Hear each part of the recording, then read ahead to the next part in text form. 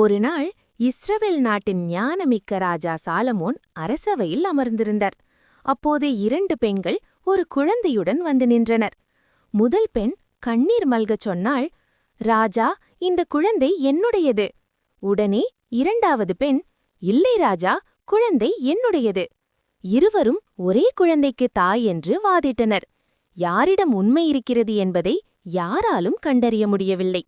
அரண்மனை முழுவதும் அமைதி. சாலமோன் ராஜா சிறிது நேரம் யோசித்தார். பின்னர் உறுதியான குரலில் சொன்னார், ஒரு வாள் கொண்டு வாருங்கள். அனைவரும் அதிர்ந்தனர். ராஜா கூறினார், குழந்தையை 2 துண்டுகளாக பிளந்து ஒவ்வொருவருக்கும் ஒரு பாதி கொடுங்கள்.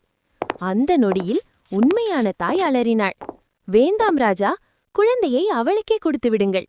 என் குழந்தை உயிரோடு இருக்க வேண்டும். ஆனால் மற்ற பெண் குளிர்ந்த குரலில் சொன்னாள், பிளந்து விடுங்கள். அவளுக்கும் வேண்டாம், எனக்கும் வேண்டாம். அப்போது சாலமோன் ராஜா எழுந்து நின்றார்.